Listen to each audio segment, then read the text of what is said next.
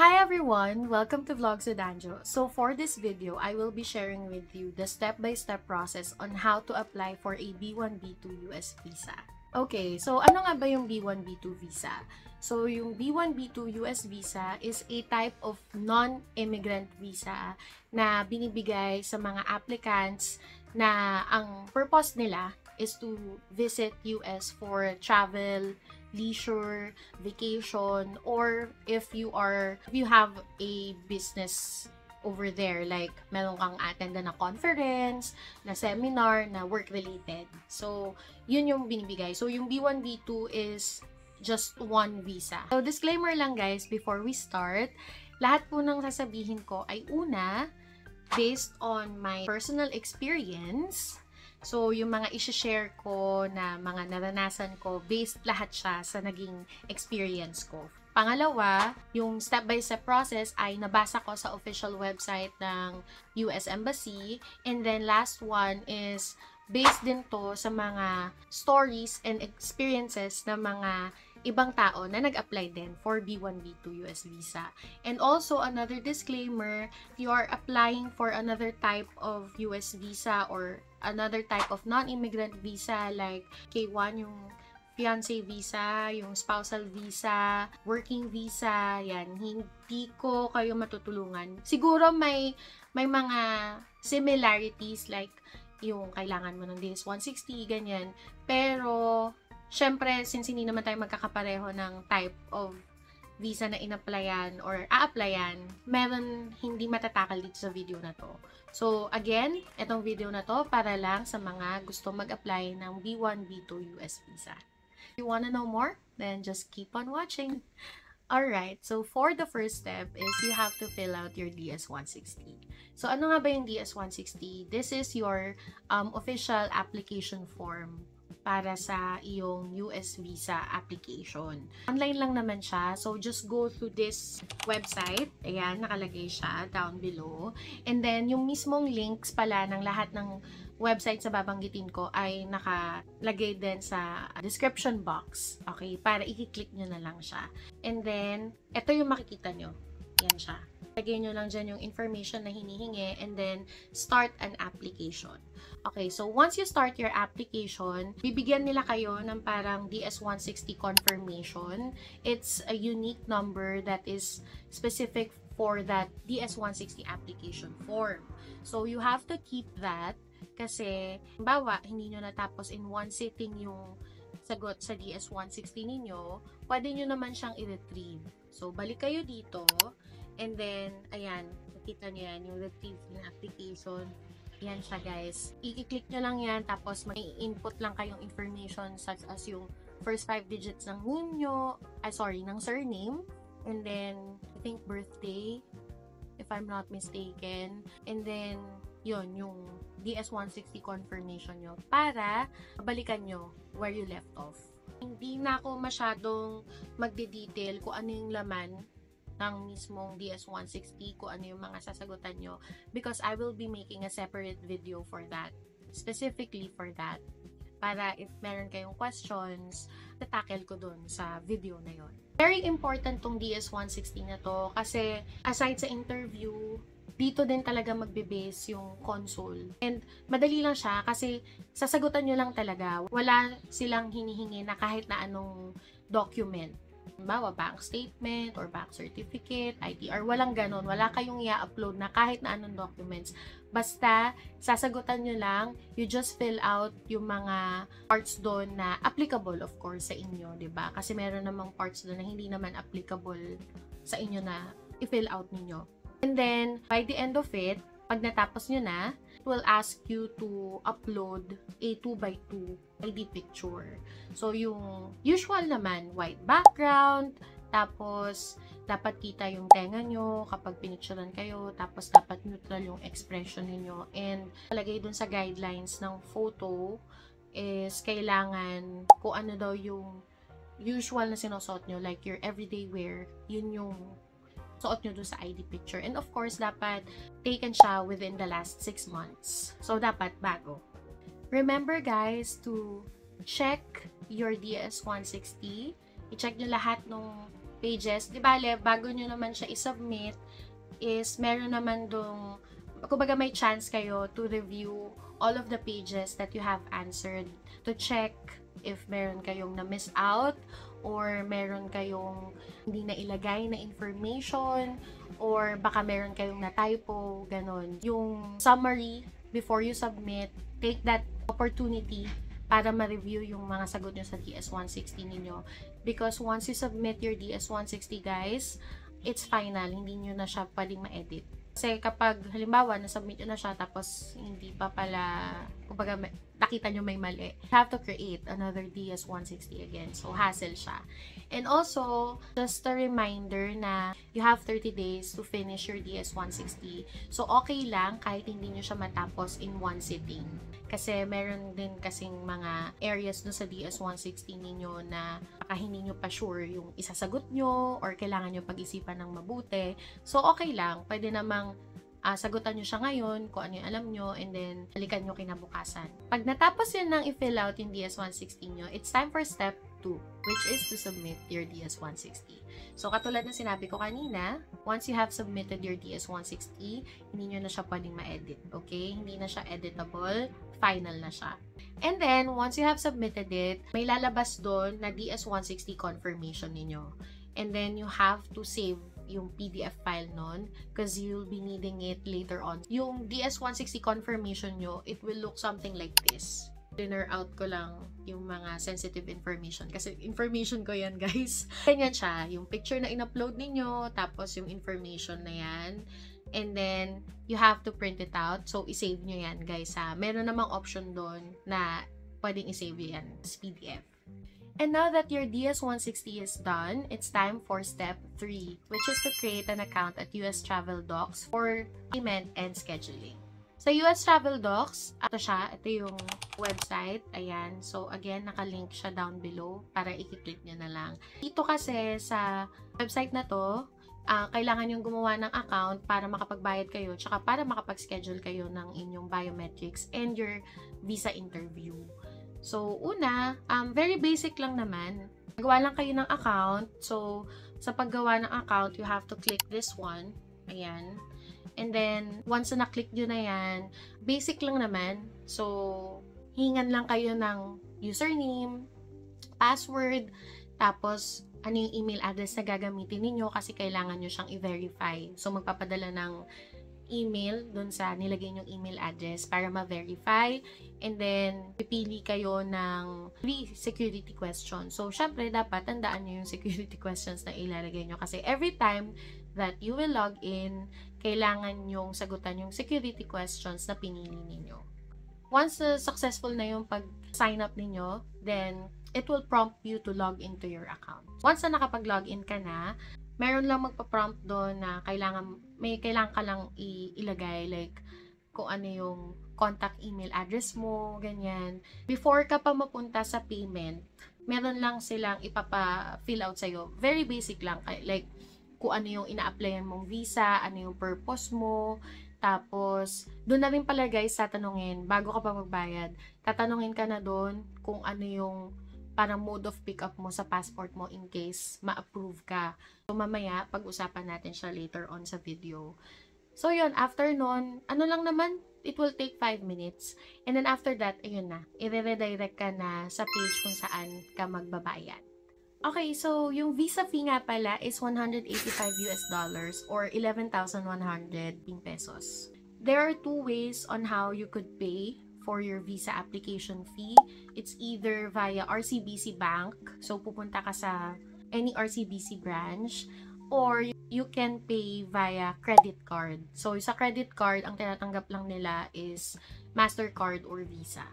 If yung sa RCBC Bank, yung pipiliin yung option, click nyo lang siya, and then meron nang lalabas doon na parang summary. So, nakalagay doon kung hanggang kailan lang siya available yung slip na yon. You will be given 2 days. Kailangan within 2 days, masettle nyo na yung payment for your visa application. Merong button doon na i-click ninyo to print out yung slip naman, yung pinaka-slip na ipapakita nyo naman sa RCBC Bank. Para pag nagpunta kayo doon, yun yung ipapakita ninyo para mag-reflect siya sa account nyo. Ako kasi, share ko lang experience ko, nung una dapat magpipay ako through RCBC Bank. Kaya lang nung nagpa-process kasi ako nito Sabado, tapos mag-expire yung slip ng Monday. So, kailangan ko talaga siyang masettle within the weekend. Wala kasing option na palitan yung payment method. So, ang ginawa ko, gumawa ulit ako ng panibagong application. So, sinagutan ko ulit yung questions, yung like, yung visa type ko, ganyan-ganyan. Inulit ko yun. Napunta na ulit ako sa payment method and then pinili ko na yung credit card. Bilis lang actually. So, in-input ko lang yung number, ganyan-ganyan, ano yung mailing address, ganyan. Tapos, nung sinubmit ko na, okay na siya. Nag-reflect na kagad siya sa system. Na-issuehan na agad ako ng receipt. Once na masettle nyo na yung visa application fee nyo, bayad na kayo, it's time for step 5, which is to schedule your biometrics and your visa interview. Okay, so for scheduling naman yung biometrics and yung visa interview, agad-agad naman yun. Well, based sa experience ko pero may nakikita din kasi ako na nahihirapan sila. Nung sa akin, right after kong ma-receive yung receipt for my payment, nag-redirect na yung page sa biometric scheduling. So, yung scheduling niya is, meron kang makikitang calendar. Yung mga naka-highlight na dates, yun yung mga available dates for biometrics. Tapos, pag may clinic ka na specific date, sa baba, may lalabas na mga time slots. So, pipili ka lang ng date, tsaka ng time na gusto mo. And then, once na nakapili ka na, mariredirect ka naman sa another page, which is for sa interview naman na yon. So, just a note lang guys, hindi kasi nakalagay doon biometrics and visa interview. So, for biometrics, ang nakalagay is OFC post. And then, for visa interview, ang nakalagay consular post. So, huwag kayong malilito guys, ha?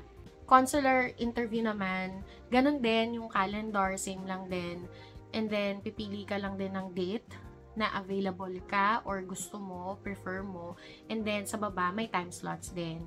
Nakapagbayad kasi ako November 9, 2024. And then, yung schedule ko for my biometrics was November 20, 2024, 11:30 a.m.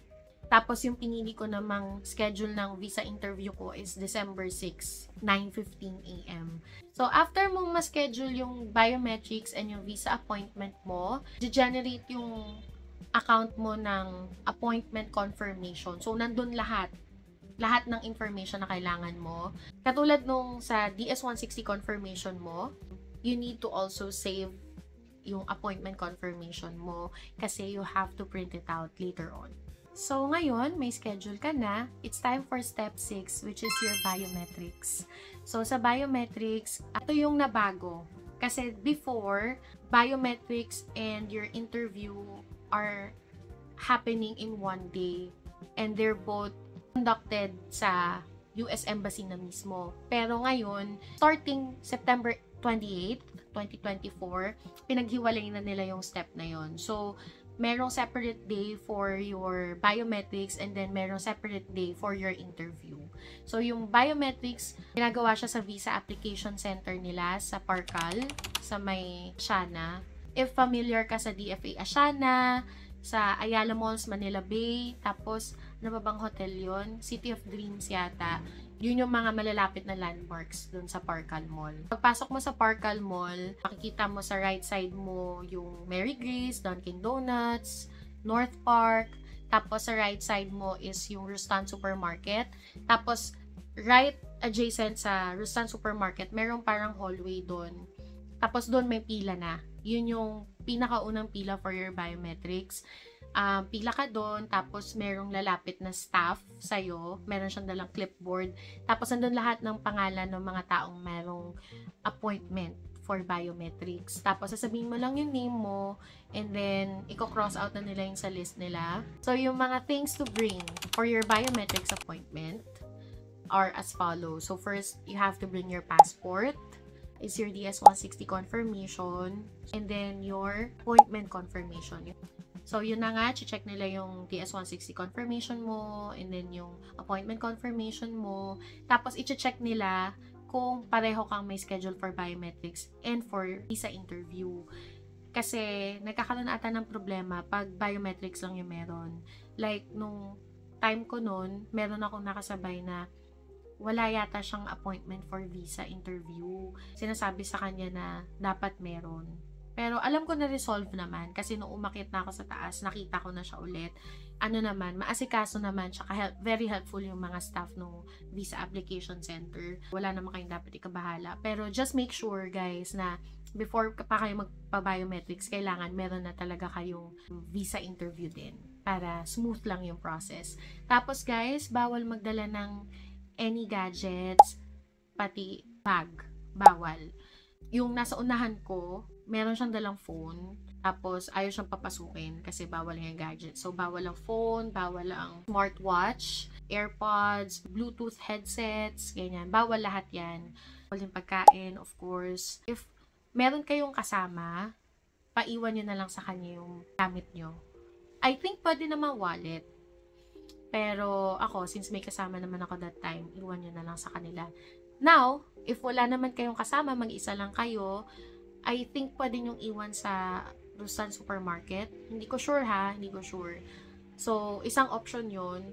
Or, merong locker rooms sa basement, doon sa parking area, pero nasa dulo pa siya. I think may bayad na 30 pesos. Pinaka-process niya, mabilis lang talaga.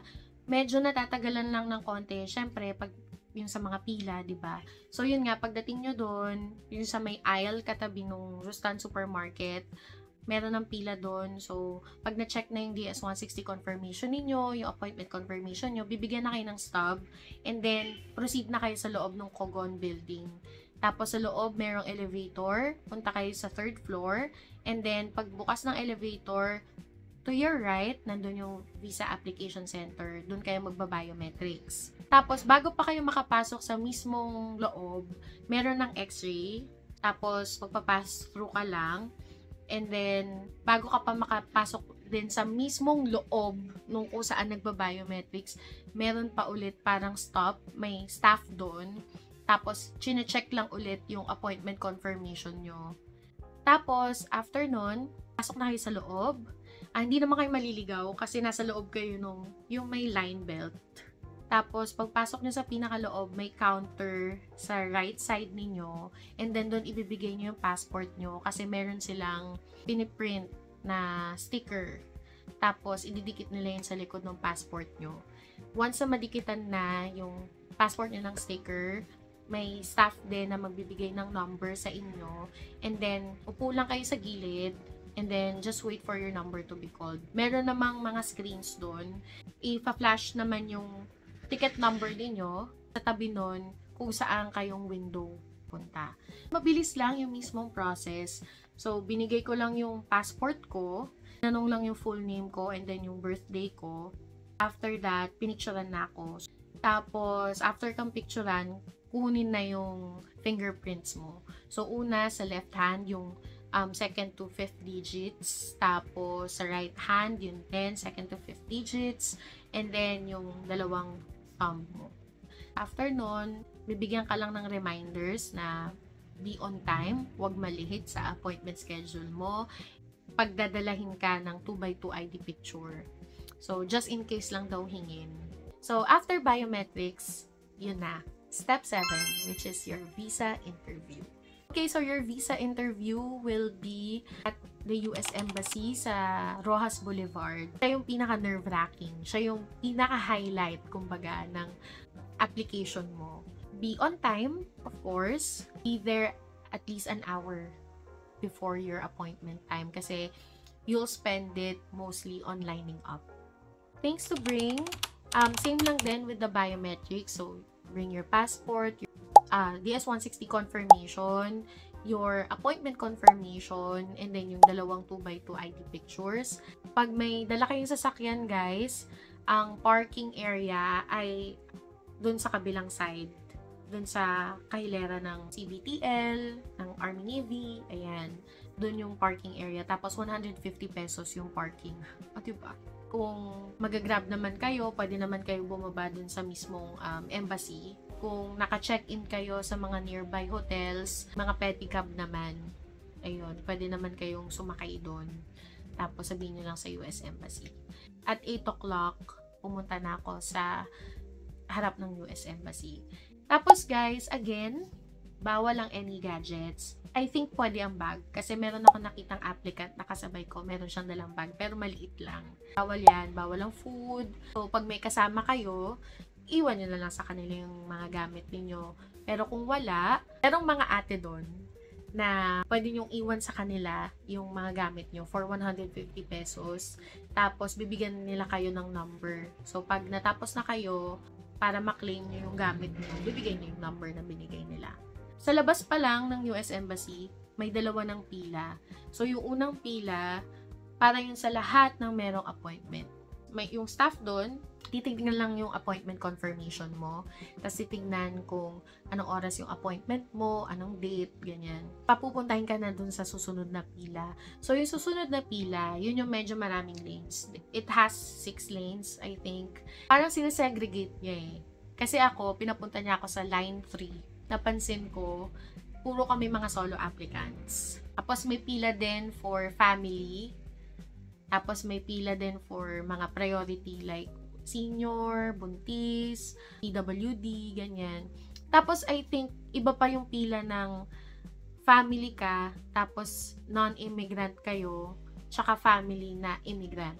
Tapos dun sa pila na yon, ilalabas mo lang yung passport mo, tapos sasabihin mo lang kung anong oras yung appointment mo. Tapos may ididikit sila ulit na panibagong sticker. Tapos pag nalagyan na ng sticker yung passport mo, pasok ka na sa loob. Pagpasok mo, hindi pa yun. Okay? Pagpasok mo, para siyang cafeteria na open area. Tapos may CR, tapos sa gitna merong mga upuan, may TV, tapos may nagtitinda ng mga souvenir, like mga sweater, jacket, mugs ng US Embassy, mga ganon.